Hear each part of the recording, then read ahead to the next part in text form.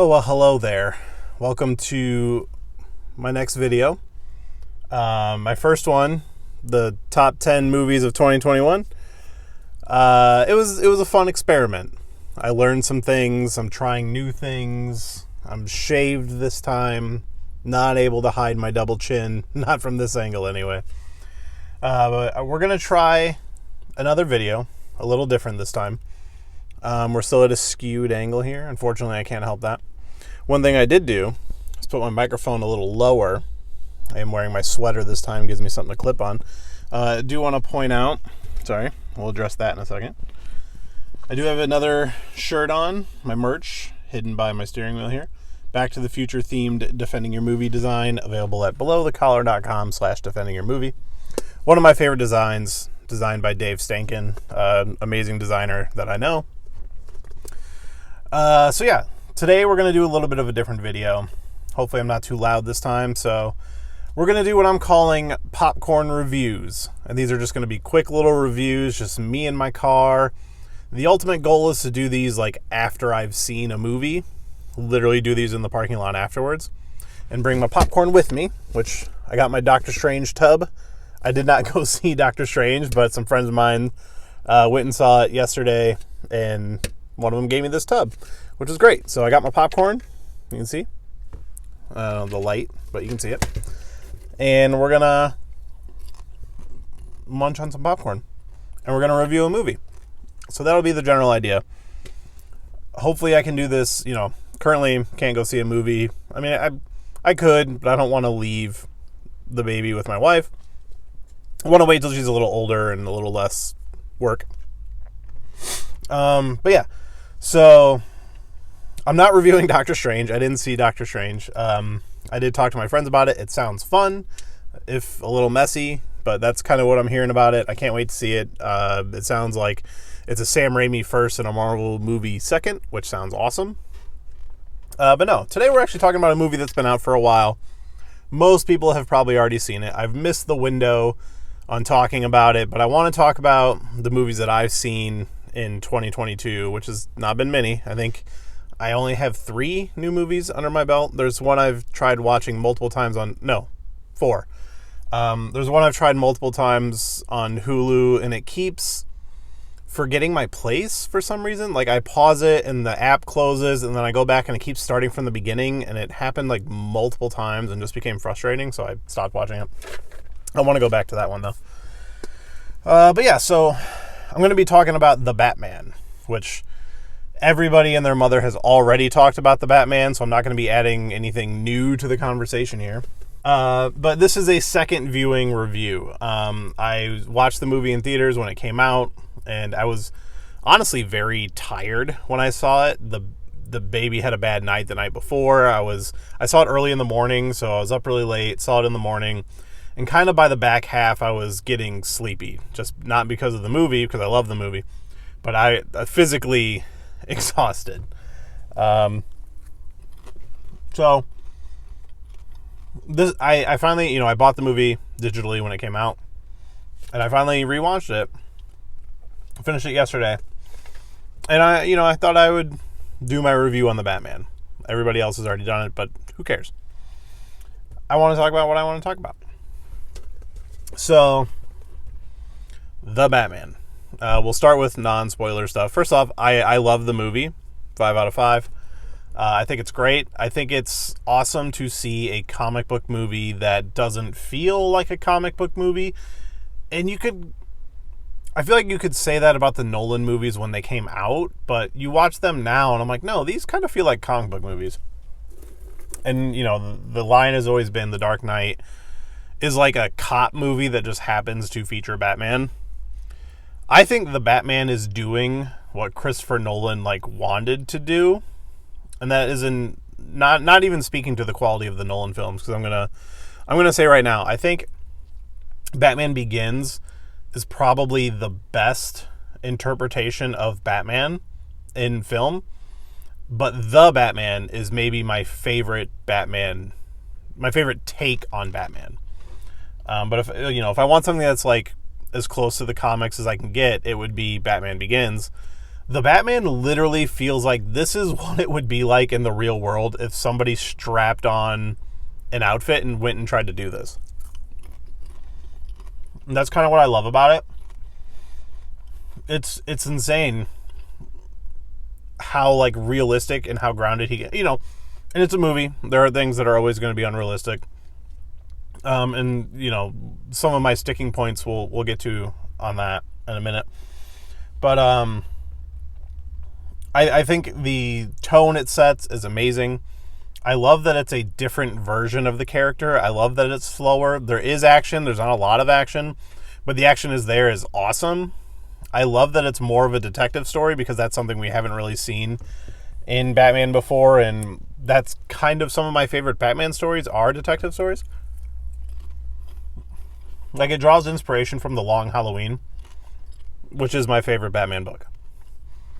Or Batman Eternal, which is like this like 3-volume book that is just one long whodunit story. That's really good. You know, and you know, there are action in these books, but it's not about the action. It's about the story.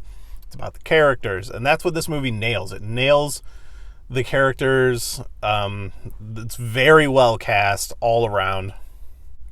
I think Robert Pattinson is a fantastic Batman. I love Zoe Kravitz as Selena Kyle. John Turturro as Carmine Falcone. Solid casting. I think the filmmaking all around is impeccable. I should have mentioned at the beginning of this video, it's raining outside, so sorry if that's coming through on the video. It's kind of sprinkling, so maybe it's not showing up. But yeah, Jeffrey Wright makes a great Gordon. Colin Farrell like steals the show as Penguin. Like, every scene he's in, he's awesome. I want more of Colin Farrell Penguin, which it sounds like we're getting. We're getting a TV show. Paul Dano's Riddler is amazing. And that's something I think it's overlooked in a lot of Batman films. Everybody gets so focused on who played the Joker and how great he did. In all 3 Nolan movies, and in this movie, everyone who's playing a villain is giving an 11 out of 10 performance. There's literally not been a bad Batman villain since Batman and Robin. So I don't think Tom Hardy gets enough credit. I don't think Liam Neeson gets enough credit. And I don't know if Paul Dano's going to get enough credit. He's amazing. And I love him in this movie. Especially, like, let's just say Batman interrogation scenes are undefeated. Because they're both amazing in this and in The Dark Knight. But, I'm trying to think of anything I can say without spoilers. You know, I think the mystery as it gets strung along is interesting. There are just individual moments in this movie that work as like a short film on themselves. And Matt Reeves made me care about Planet of the Apes when I never, ever cared about Planet of the Apes. That was never my franchise. I didn't grow up with them. Never really watched the old ones. Didn't really care about the new ones until I actually watched them. And I think he only did the second 2. But I was like, yeah, that first one was kind of whatever. But those second 2, they're amazing. I love those 2 movies. I never cared about those.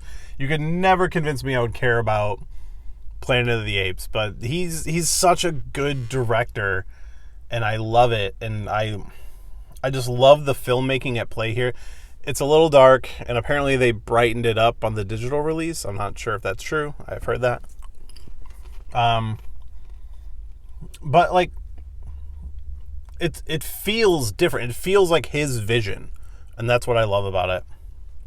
And take a drink every time I say that's what I love about it.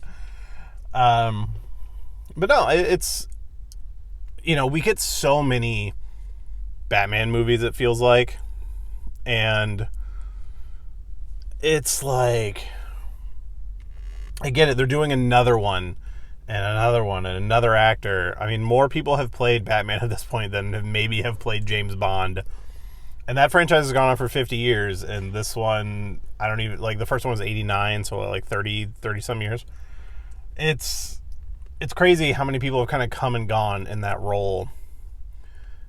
But everyone has kind of defined themselves, and Robert Pattinson's version is one I can't wait to see more of. I can't wait to see how this character evolves. I love that it is a very early Batman, but it's not like an origin. We've all seen it.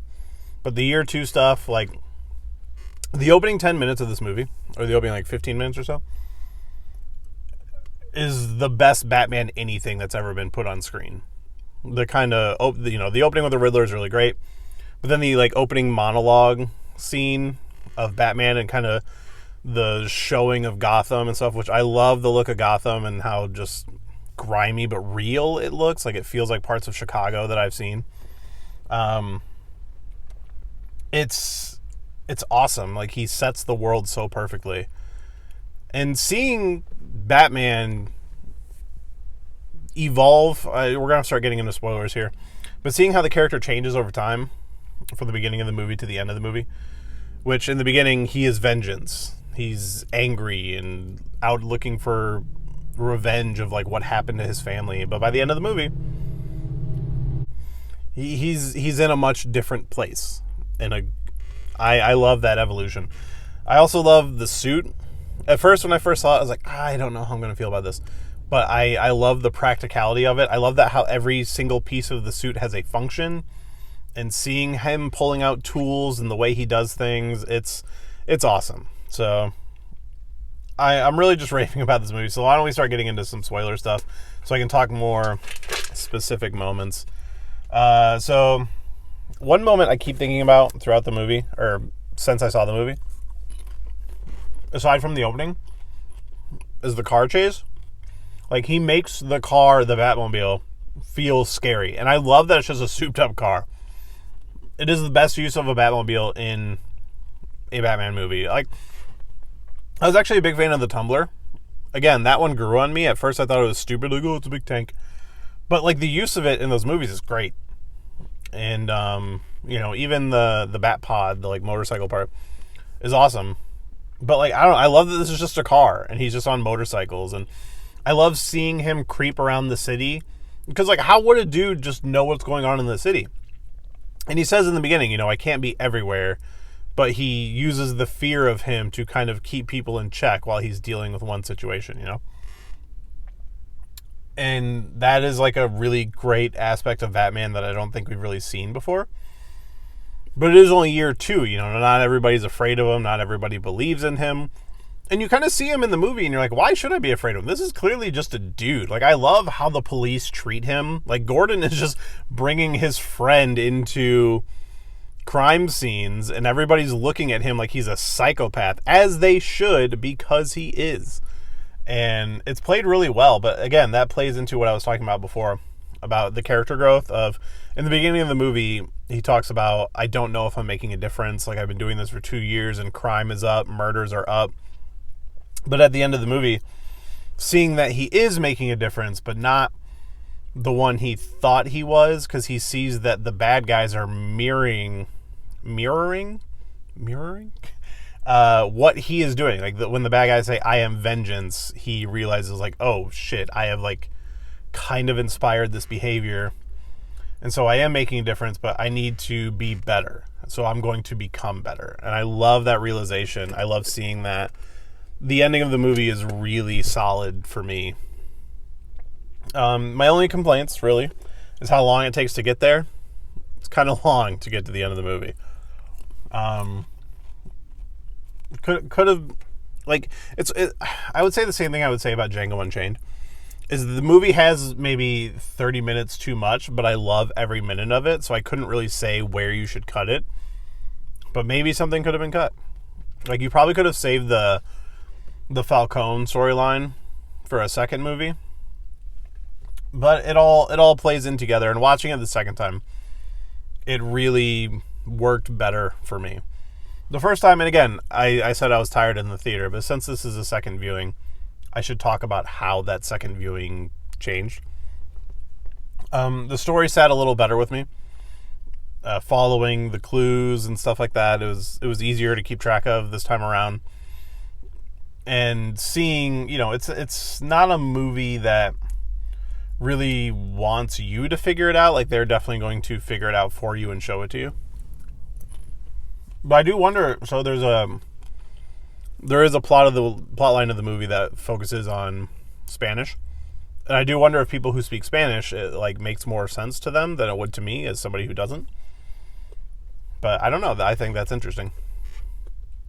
I'm trying to think of what else. I mean, one thing I didn't talk about is the music. Like, Michael Gugino? I just watched a video on how you say his last name like a few days ago. I can't remember. Mike Giacchino, Guccino. I'm sorry, I'm pronouncing the name wrong. But he literally just went and made the best Batman score of all time. And I'm a huge fan of the Hans Zimmer. I mean, all Batman movies have great music. Even the Batman Forever, the Jerry Goldsmith theme is really great. But like the Hans Zimmer one really I loved. Like The Dark Knight Rises, I think has one of the best soundtracks of any Batman thing. But this one, it's just it's amazing. I can't get over. I listen to it all the time. I've been listening to it on repeat. And even when it slows down, it's really good. And when you hear that theme slow down, it still works. It is. I want that. Like the way the Tim Burton movie came out and then influenced like every Batman media after that. Like the animated series, the music was heavily inspired by 1989 Batman. I want that to happen with Matt Reeves Batman. And like I want that to influence music for other Batman media for the near future. Like if they like the Arkham stuff, if they're going to do more of that, like those video games, which I know they are, but the movie was kind of already underway when Gotham Knights was happening. But I would love to see that music translate into other versions of Batman.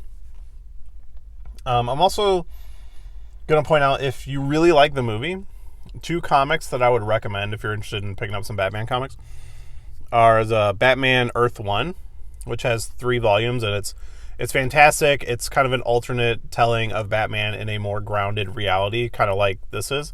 But I would definitely say it's grounded in the sense that like Nolan was grounded.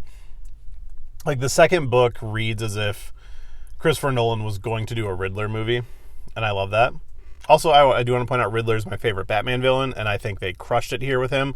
I love him as kind of like this Zodiac-style killer, and Paul Dano just absolutely crushes it in every one of his scenes, and it's haunting to watch that interrogation scene. He is so good, and legitimately had me believing that he knew who Batman was with the Bruce Wayne moment. But like, it's so captivating, and just watching them work back and forth, it's great. So I keep saying how great everything is. Why don't I talk about the stuff that kind of is the minor nitpicks I have with it? I don't like how invincible Batman seemingly is. Like he takes damage, he gets messed up in the movie. He walks away from a lot, and like the amount of gunshots he takes from the front and the back, like, okay, clearly this dude is armored, but it's way too much. Like, there's a few shots in particular when he's walking down the hallway and they're like unloading machine guns on his chest, and he just like kind of takes it. Like, that's too much. Him taking shots in the back when he's in the rafters is a little too much. But the shotgun blast he takes that like knocks him down, honestly, at that point, it always hits me as comedy. It's a little comedic, and that's really my biggest complaint about that stuff. Also, the Joker cameo. I am completely over Joker. I don't want to see Joker. I think they picked a good actor, and if they do him, do it in like a third movie. Because when the movie Joker came out, it was that movie. There was a huge Joker storyline happening in the comics that I was reading at the time. And like we were just coming off of there was another Joker thing happening at the time, but it's like, man, there is way too much Joker right now. I don't want to see him for a while. I want to see other villains either we haven't seen before or poor villains used in the past. Like, honestly, I really want to see Poison Ivy, because I want to see like a good version of Poison Ivy. And you can definitely do like an environmental terrorist type in this world. retaking Mr. Freeze. I hear a lot of people saying that. I'm on board with that, but I don't really want to see that. I'd love to see like Professor Pig as like a B tier villain, like who's being used by a bigger villain. But yeah, I think that's my review for The Batman. It's awesome to see a comic book movie that feels like a creator's vision. And allegedly, Doctor Strange in the Multiverse of Madness also kind of has that. I've heard a lot of people say it feels like a Sam Raimi movie first. Eternals felt like a Chloe Zhao movie. Hopefully I said her last name correctly.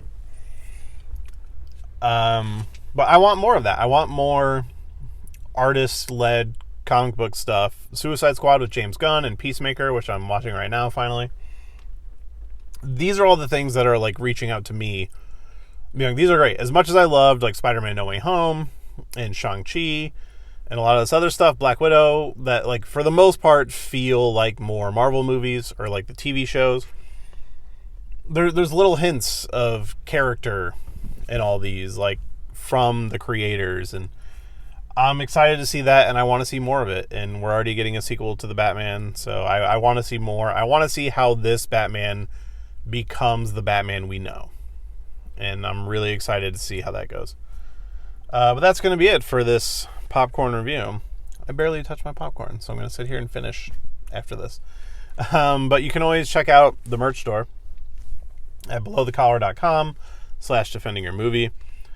You can check out the Patreon at patreon.com/defendingmovie. But with the baby, not a lot of content going on there right now. So if you want to support, that's awesome. I do promise content in the future, but currently it is a little dry over there. I am going to be doing, so I'll kind of let this out here. I don't know when it's going to happen, but I have been doing fan edits of like movies, and so I edited Zack Snyder's Justice League into a 3-hour movie.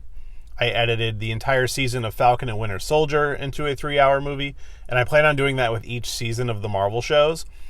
There will be screenings of these. I can't put them out anywhere, but we will do screenings, and if it'll only be available to members of Patreon, as low as the $1 tier, which there is a $1 tier, so if you want to just show some support, the best way is signing up on the Patreon or buying a shirt. Buying a shirt is probably the best way. But yeah, that's going to be it for this popcorn review. I had fun doing this. I think I'm going to do more reviews like that. I'm working on getting like a stand or something for my phone. Currently, I'm just kind of leaning up on something. But that'll be my goal. Maybe this weekend I'll go out. So the next one, hopefully, will have a better, more flattering angle. But thank you for checking out the review. Watch The Batman. And look out for my next 2022 movie review, my popcorn review.